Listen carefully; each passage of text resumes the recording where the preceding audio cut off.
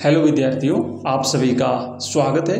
बच्चों, आज हम कक्षा 12 की हिंदी जो आरोह बुक है, आरोह भाग 2 में संकलित कविता बादल राग, जिसके रचयिता सूर्यकांत त्रिपाठी निराला हैं। तो इस बादल राग कविता की हम यहाँ पे सप्रसंग व्याख्या पढ़ेंगे। इसके कठिन शब्दार्थ भी देखेंगे, इसका भावार्थ भी देखेंगे और फिर हम इसकी सप्रसंग व्याख्या करेंगे। कंप्लीट चैप्टर को पढ़ेंगे। तो आइए करते हैं शुरू और हम पढ़ते हैं यहाँ पे पहला पद बादल राग कविता। प्रिय विद्यार्थियों, आपने देखा होगा कि जब हमने इस कविता के प्रतिपाद्य और इसके सारांश के बारे में पढ़ा था तो मैंने आपको ये बताया था कि ये जो रचना है बादल राग, ये सूर्यकांत त्रिपाठी निराला जी की एक इनका काव्य संग्रह है अनामिका। तो ये अनामिका में से ली गई है। ध्यान रखिएगा अनामिका, क्योंकि प्रश्न पूछा जा सकता है कि बादल राग कविता किस काव्य संग्रह से ली गई है। तो बादल राग कविता सूर्यकांत त्रिपाठी निराला की अनामिका काव्य संग्रह से ली गई है और सूर्यकांत त्रिपाठी निराला हिंदी में मुक्त छंद के प्रवर्तक माने जाते हैं। प्रश्न बना था तो मुक्त छंद के प्रवर्तक माने जाते हैं, इस बात का ध्यान रखिए। ये एक छायावादी कवि हैं और हिंदी में मुक्त छंद एवं स्वच्छंदतावादी प्रवृत्ति जो है उसके प्रवर्तक भी माने जाते हैं। आइए हम पढ़ेंगे बादल राग कविता।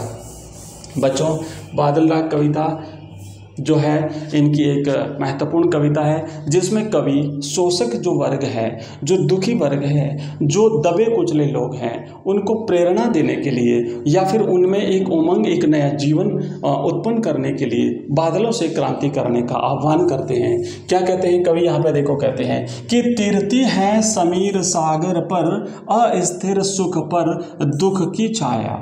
तो कवि यहाँ पे ये कहते हैं कि तीरती है, तीरती का मतलब होता है तैरना, तैरती है ना, तैरती है क्या समीर सागर पर, अस्थिर सुख पर दुख की छाया तैर रही है। किस पर? समीर, समीर का मतलब होता है हवा, सागर मैंने हवा रूपी सागर पर। ऐसा लग रहा है जब बादल उस पर चलते हैं ना, हवा पे तैरते हुए बादल, तो कवि कह रहा है कि उस हवा रूपी सागर पर जैसे कि मानो कोई नौका तैर रही है। अस्थिर सुख पर दुख की छाया, यहाँ पे जो पूंजीपति वर्ग है उनका जो सुख है वो अस्थिर सुख माना है कवि ने, क्योंकि वो शोषण करके, आम जनता का शोषण करके जो है उन्होंने, पूंजीपति वर्ग ने पूंजी एकत्रित की है, तो उन्हें हमेशा भय रहता है कि न जाने कब क्रांति हो जाए और उनका नाश हो जाए। तो उस अस्थिर सुख पर हमेशा दुख की काली छाया। तो दुख की छाया इन शोषक वर्ग के लिए है, ध्यान रखना, शोषक वर्ग के लिए कवि ने बादलों को दुख की छाया कहा है।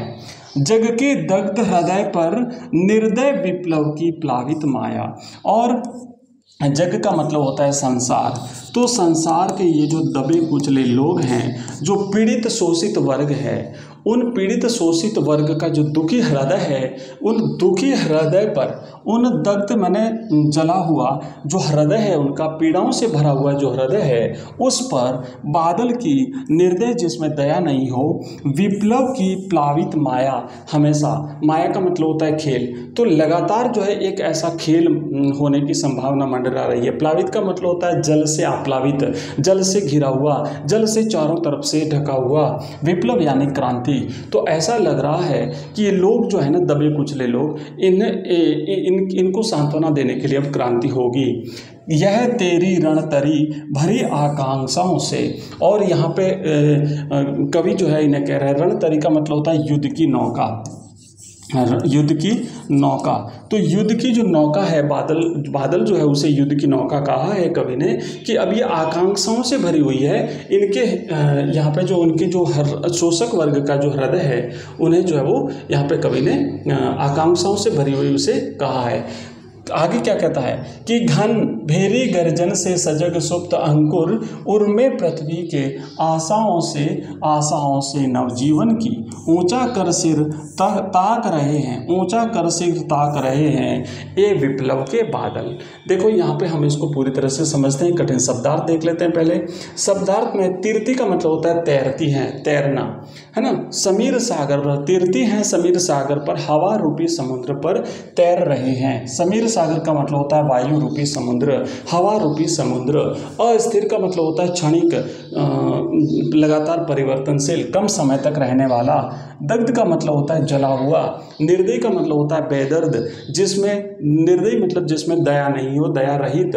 विप्लव का मतलब होता है विनाश। और प्लावित का मतलब होता है बाढ़ से ग्रस्त, बाढ़ से घिरा हुआ। रणतरी यानी युद्ध की नौका। माया का मतलब होता है खेल और आकांक्षा का मतलब होता है कामना। भेरी का मतलब होता है नगाड़ा, युद्ध भूमि में बजने वाला जो नगाड़ा होता है उसे युद्ध भेरी कहा गया है। सजग का मतलब होता है जागरूक। सुप्त का मतलब होता है सोया हुआ। जो अंकुर, जो बीज धरती में के गर्भ में जो सुप्त अवस्था में पड़े हैं। अंकुर यानी बीज से निकला एक नन्हा पौधा, एक अंकुरण। उर का मतलब होता है हृदय और ताकना का मतलब होता है अपेक्षा से एकटक देखना। प्रिय विद्यार्थियों, यहाँ पे अगर सप्रसंग व्याख्या के लिए अगर ये पद्यांश अगर आपकी परीक्षा में पूछा जाता है तो आपको लिखना है कि प्रस्तुत काव्यांश हमारी पाठ्य पुस्तक आरोह भाग 2 में संकलित कविता बादल राग से लिया गया है, जिसके रचयिता सूर्यकांत त्रिपाठी निराला है। आप लिखेंगे प्रसंग में कि इसमें कवि ने बादल को विप्लव और क्रांति का प्रतीक मान करके उसका आह्वान किया है, उसका आह्वान जो है वो किया है। अब आप देखो लिखेंगे यहाँ पे क्या कहता है कवि, कि कवि बादलों को संबोधित करते हुए कहता है, बादलों को क्रांति का दूत माना है और क्रांति का दूत कहते हुए कवि संबोधित करते हुए कहता है कि हे क्रांति दूत रूपी बादल, क्योंकि ये क्रांति करने वाला माना गया है, क्रांति का संदेश लाने वाला माना गया है। तो कवि कहता है कि तुम आकाश में ऐसे मंडराते हो जैसे पवन रूपी सागर पर कोई नौका मंडरा रही है। जिस तरीके से समुद्र के पानी पर जैसे नौका चलती हुई प्रतीत होती है, वैसे तुम बादल आकाश में हवा रूपी जो समुद्र है उस पर जो है वो तैर रहे हो। यह उसी प्रकार है जैसे अस्थिर सुख पर दुख की छाया मंडराती रहती है, क्योंकि इन पूंजीपति वर्ग का जो सुख है वो अस्थिर है। तो यहाँ पे कवि ने सुख को अस्थिर माना है और उस अस्थिर सुख पर हमेशा दुख की छाया मंडरा रही, क्योंकि उन्हें भय रहता है कि कभी भी क्रांति हो सकती है। सुख हवा के समान चंचल है और अस्थायी है। बादल संसार के जले हुए हृदय पर निर्दयी प्रलयकारी माया के रूप में हमेशा स्थिर रहते हैं। ठीक है, बादलों की युद्ध रूपी नौका में आम आदमी की इच्छाएं भरी हुई रहती हैं। कवि कहता है कि हे बादल, तेरी भारी भरकम गर्जना, मेघ गर्जन जो होता है उसे से धरती के गर्भ में सोए हुए अंकुर सजग हो जाते हैं, जागरूक हो जाते हैं। अर्थात कमजोर और निष्क्रिय व्यक्ति भी संघर्ष के लिए तैयार हो जाते हैं। इसलिए बादल को संबोधित करते हुए कवि कहता है कि हे विप्लव के बादल, ये अंकुर नए जीवन की आशा में सिर उठा करके तुझे ताक रहे हैं। अर्थात शोषितों के मन में भी अपने उद्धार की आशाएं फूट पड़ती हैं। अब देखो यहाँ पे बच्चों आपको विशेष में चीज़ें लिखनी है कि बादलों को क्रांति दूत माना गया है। एक तो कवि ने बादलों को क्रांति दूत कह करके संबोधित किया है। प्रगतिवादी विचारधारा का प्रभाव इस पर देखा जा सकता है। तत्सम शब्दावली युक्त खड़ी बोली का प्रयोग हुआ है। उसके बाद में आप यहाँ पे आगे लिखेंगे कि समीर सागर दुख की छाया आदि में रूपक अलंकार है। सजग सुप्त में अनुप्रास अलंकार है। सवर्ण की आवृत्ति हो रही है और इसमें काव्यांश में मानवीकरण हुआ है, क्योंकि बादलों को उस पर तैरते हवा रूपी समुद्र पर तैरते हुए दिखाया गया है और भी कई ऐसे उदाहरण हैं। और वीर रस का प्रयोग जो है वो इस कविता में हुआ है। ठीक है, आइए दूसरा पद है, इस दूसरे पद को पढ़ लेते हैं। लिखा है कवि ने कि फिर बार बार गर्जन वर्षण है मुसलधार, हृदय थाम लेता संसार, सुन घोर वज्र होंकार, असनी पात से सापित उन्नत सत वीर, छत विक्षत हत अचल शरीर, गगन स्पर्शी स्पर्धा धीर, हंसते हैं छोटे पौधे लघु भार, सस्य अपार हिल खिल हाथ हिलाते तुझे बुलाते, विप्लव रव से छोटे ही शोभा पाते। ठीक है, चलिए यहाँ पढ़ लेते हैं इसके कठिन शब्दार्थ। यहाँ पे देखो लिखा है वर्षण का मतलब होता है बारिश। वर्षण मैंने वर्षा, तो वर्षण का मतलब होता है बारिश। मूसलाधार का मतलब होता है मूसलाधार बारिश, जोरों की बरसात। हृदय थामना का मतलब होता है भयभीत हो जाना। मेघ गर्जन के साथ वो जो वज्रपात होता है, जो बिजली चमकती है कड़कती है तेज, उससे भयभीत हो जाना। घोर का मतलब होता है भयंकर। वज्र हुंकार मतलब वज्रपात के समान भयंकर आवाज। आवाज़, बिजली के कड़कने की तेज़ आवाज़। असनीपात का मतलब होता है बिजली गिरना। शापित का मतलब होता है श्राप से ग्रस्त, जिसको श्राप मिल जाता है तो श्राप से ग्रस्त। उन्नत यानी बड़ा। सत सत का मतलब होता है सैकड़ों, सत सत का मतलब होता है सैकड़ों। विक्षिप्त का मतलब होता है घायल। हत यानी मरे हुए। अचल यानी पर्वत। गगन स्पर्शी यानी आकाश को छूने वाले, आकाश को छूने वाले। स्पर्धा धीर का मतलब होता है आगे बढ़ने की होड़ करने हेतु बेचैन। स्पर्धा धीर, वीर, जो हमेशा आगे बढ़ना चाहते हैं। लघु भार का मतलब होता है हल्के। सस्य का मतलब होता है हरियाली, और अपार का मतलब होता है बहुत ज़्यादा, है ना। रव का मतलब होता है शोर। बच्चों आइए हम यहाँ पे संदर्भ प्रसंग के साथ करते हैं इसकी व्याख्या। सबसे पहले आपको लिखना है संदर्भ। संदर्भ में आप लिखेंगे कि प्रस्तुत काव्यांश हमारी पाठ्य पुस्तक आरोह भाग 2 में संकलित कवि सूर्यकांत त्रिपाठी निराला जी की रचना बादल राग से लिया गया है। प्रसंग में लिखेंगे कि इसमें कवि ने बादलों को विप्लव और क्रांति का प्रतीक मान करके बादलों का आह्वान जो है वो कवि ने किया है। आप लिखेंगे व्याख्या, और व्याख्या में आपको इसकी कंप्लीट व्याख्या करनी है विद्यार्थियों। कि कवि कहता है कि हे क्रांतिकारी बादल, हे क्रांति के दूत, हे क्रांति के बादल, तुम बार बार गर्जन करते हो, है ना, बार बार गर्जन करते हो और मूसलाधार बारिश करते हो। तुम्हारी वज्र के समान भयंकर आवाज़ मेघ गर्जन को सुन करके संसार अपना हृदय थाम लेता है, अर्थात संसार डर जाता है, संसार भयभीत हो जाता है। बिजली गिरने से आकाश की ऊंचाइयों को छूने की इच्छा रखने वाले ऊंचे पर्वत भी उसी प्रकार घायल हो जाते हैं जैसे रण क्षेत्र में वज्र के प्रहार से बड़े बड़े वीर मृत्यु को प्राप्त हो जाते हैं। दूसरे शब्दों में अगर हम कहें तो बड़े लोग यानी जो पूंजीपति या जो शोषक वर्ग हैं वो क्रांति से प्रभावित होते हैं, क्रांति से उन्हें नुकसान होता है। इसके विपरीत जो छोटे पौधे होते हैं या जो छोटे दबे कुचले लोग जो होते हैं उस विनाश से जीवन प्राप्त करते हैं, उन्हें नया जीवन मिलता है।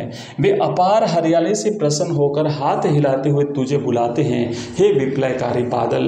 विनाश के शोर से सदा छोटे ही प्राणियों को लाभ होता है, विनाश से हमेशा छोटे प्राणियों को लाभ होता है। या दूसरे शब्दों में हम कहें कि क्रांति से निम्न और दलित वर्ग को हमेशा अधिकार मिलते हैं। विशेष में आप विद्यार्थियों लिखेंगे कि कवि ने बादलों को क्रांति और विद्रोह का प्रतीक माना, जैसा कि हमने पहले पद में भी लिखा था। इन्हें क्रांति दूत कह करके कवि ने संबोधित किया है। कवि का प्रगतिवादी दृष्टिकोण इसमें व्यक्त हुआ है। प्रतीकात्मकता का समावेश है, प्रकृति का मानवीकरण हुआ है। बार बार, सुन सुन, हिल हिल, सत सत, खिल खिल में पुनरुक्ति प्रकाश अलंकार का प्रयोग हुआ है। और हाथ हिलाने में अनुप्रास अलंकार का प्रयोग हुआ है, क्योंकि ह वर्ण की आवृत्ति हुई है। हृदय थामना, हाथ हिलाना मुहावरे का सार्थक प्रयोग हुआ है। और तत्सम शब्दावली युक्त खड़ी बोली का प्रयोग हुआ है। इसमें वीर रस है और मुक्तक छंद है, क्योंकि वैसे भी निराला जो है वो हिंदी में मुक्त छंद के प्रवर्तक माने जाते हैं। बच्चों अगला पद है कि अट्टालिका नहीं है रे आतंक भवन, सदा पंख पर ही होता जल विप्लव प्लावन। क्षुद्र प्रफुल्ल जलज से सदा छलकता नीर, रोग शोक में भी हंसता सेसव का सुकुमार शरीर। रुद्र कोश है क्षुब्ध तोष, अंगना अंग से लिपटे भी आतंक अंग पर कांप रहे हैं। धनी वज्र गर्जन से बादल त्रस्त नयन मुख ढांप रहे हैं। प्रिय विद्यार्थियों आइए कठिन शब्दार्थ देखते हैं। देखो यहाँ पे लिखा हुआ है अट्टालिका का मतलब होता है अटारी। अट्टालिका नहीं है रे, अट्टालिका मतलब अटारी या महल। ये आतंक भवन है, ये आतंक के भवन है, भय पैदा करने वाले भवन हैं, शोषक वर्गों में डर पैदा करने वाले ये भवन है। पंख का मतलब होता है कीचड़। प्लावन का मतलब होता है बाढ़ से घिरा हुआ। क्षुद्र मैंने तुच्छ, प्रफुल्ल मैंने खिला हुआ, जलज का मतलब होता है कमल, नीर का मतलब होता है जल या पानी, शोक का मतलब है दुख, सेसव का मतलब होता है बचपन, सुकुमार का मतलब होता है कोमल, रुद्र का मतलब होता है रुका हुआ, कोष का मतलब होता है खजाना, क्षुब्ध का मतलब होता है क्रोध, तोष का मतलब होता है शांति, अंगना का मतलब होता है पत्नी, अंग का मतलब होता है शरीर, अंक का अर्थ होता है गोद, और वज्र गर्जन का मतलब होता है वज्र के समान गर्जन। त्रस्त का मतलब होता है विद्यार्थियों भय। आइए करते हैं इसकी सप्रसंग व्याख्या। सबसे पहले लिखेंगे आप इसका संदर्भ, उसके बाद लिखेंगे प्रसंग और फिर हम लिखेंगे व्याख्या। संदर्भ में आप लिखेंगे कि प्रस्तुत काव्यांश हमारी हिंदी की पाठ्य पुस्तक आरोह भाग 2 में संकलित कवि सूर्यकांत त्रिपाठी निराला जी की रचना बादल राग से लिया गया है, और बादल राग रचना जो है वो निराला के अनामिका काव्य संग्रह से ली गई है। आप इसमें लिखेंगे, प्रसंग में लिखना है कि इसमें कवि ने बादल को विप्लव और क्रांति का प्रतीक मान करके उसका आह्वान किया है। आप लिखेंगे व्याख्या, और आपको व्याख्या में लिखना है बच्चों कि कवि कहता है कि पूंजीपतियों के ऊंचे ऊंचे भवन मात्र भवन नहीं हैं, बल्कि वो आतंक फैलाने वाले भवन हैं, अपितु ये गरीबों को आतंकित करने वाले भवन हैं। ये सदा गरीबों का शोषण करते हैं, गरीबों का शोषण करके ये भवन जो है वो खड़े किए गए हैं। वर्षा से जो बाढ़ आती है वह सदा कीचड़ से भरी धरती को ही डुबोती है, जहाँ पे कीचड़ होता है उसको डुबोती है, और भयंकर जल प्लावन सदैव कीचड़ पर ही होता है। यही जल जब कमल की पंखुड़ियों पर पड़ता है तो वह अधिक प्रसन्न हो उठता है। प्रलय से पूंजीपति वर्ग ही प्रभावित होता है। निम्न वर्ग में बच्चे कोमल शरीर के होते हैं और रोग और कष्ट की दशा में भी सदैव मुस्कुराते रहते हैं। वे क्रांति होने में भी प्रसन्नता रखते हैं। पूंजीपतियों ने आर्थिक साधनों पर कब्जा कर रखा है, उनकी धन संपत्ति इकट्ठा करने की इच्छा अभी भी नहीं भरी है। आगे कवि क्या कहता है कि इतना धन होने पर भी उन्हें शांति नहीं है, वे अपनी प्रियाओं से लिपटे हुए हैं, फिर भी बादलों की गर्जना सुनकर के कांप रहे हैं। वे क्रांति की गर्जन सुनकर के भय से अपनी आंखें बंद किए हुए हैं तथा मुंह को छिपाए हुए हैं। विशेष में आप लिखेंगे कि कवि ने पूंजीपतियों के विनाशी जीवन पर कटाक्ष किया है। आगे लिखेंगे कि प्रतीकात्मक भाषा का प्रयोग हुआ है, तत्सम शब्दावली युक्त खड़ी बोली है, पंख पर, अंगना अंग, आतंक अंक में अनुप्रास अलंकार है, और मुक्तक छंद का प्रयोग इसमें हुआ है।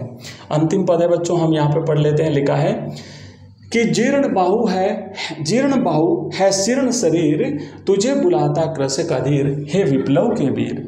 चूस लिया है उसका सार, हाड़ मात्र ही है आधार, ये जीवन के पारावार। अब देखिए यहाँ पे कठिन शब्दार्थ देखते हैं। लिखा है कि जीर्ण का मतलब होता है पुरानी या शिथिल, बाहु का मतलब होता है भुजाएं, शीर्ण का मतलब होता है कमजोर। यहाँ पे कुछ देखो, यहाँ पे है बाहु नहीं है, बाहु का मतलब होता है भुजाएं, शीर्ण का मतलब होता है कमजोर, कृषक का मतलब होता है किसान, अधीर का मतलब होता है व्याकुल, विप्लव यानी विनाश, सार का मतलब होता है प्राण, हाड़ मात्र यानी केवल हड्डियों का ढांचा मात्र, और पारावार का मतलब होता है समुद्र। एक बार फिर से आपको संदर्भ लिखना है। संदर्भ हमने पढ़ा है कि वही लिखना है, आरोह भाग 2 में संकलित कवि सूर्यकांत त्रिपाठी निराला जी की रचना बादल राग से लिया गया है। इसमें कवि ने बादल को विप्लव और क्रांति का प्रतीक माना है, और कवि कहता है कि हे विप्लव के वीर, शोषण के कारण किसान की बाहें शक्तिहीन हो गई हैं, कमजोर हो गई हैं, उसका शरीर भी कमजोर हो गया है, कम शरीर में भी अब ताकत नहीं रही है। वह शोषण को खत्म करने के लिए अधीर होकर के तुझे बुला रहा है, बादलों को बुला रहा है। शोषकों ने उसकी जीवन शक्ति छीन ली है, उसका सार तत्व चूस लिया है, अब वह हड्डियों का एक ढांचा मात्र रह गया है। हे जीवन दाता, तुम बरस करके किसान की गरीबी दूर करो, क्रांति करके शोषण को समाप्त करो। प्रिय विद्यार्थियों, इसमें आप लिखेंगे विशेष में कि कवि ने किसान की दयनीय दशा का सजीव चित्रण किया है, विद्रोह की भावना का वर्णन किया है, शीर्ण शरीर में अनुप्रास अलंकार है, और काव्यांश में मानवीकरण अलंकार का प्रयोग हुआ है, और तत्सम शब्दावली युक्त खड़ी बोली है, मुक्तक छंद है, और संबोधन शैली का प्रयोग हुआ है। ठीक है बच्चों, ये सारे की सारी चीज़ें आपको नोट्स, इसकी PDF, हमारे videos, MCQs, online test, question answers, सबको आप सारी चीज़ें आपको हमारे ऐप एजुकेशन राइज में मिलेगी, जिसका लिंक इस वीडियो के डिस्क्रिप्शन में दिया हुआ है। एजुकेशन राइज लिंक इस वीडियो के डिस्क्रिप्शन में है। तो मिलते हैं नेक्स्ट वीडियो में, तब तक के लिए बाय, थैंक यू, धन्यवाद।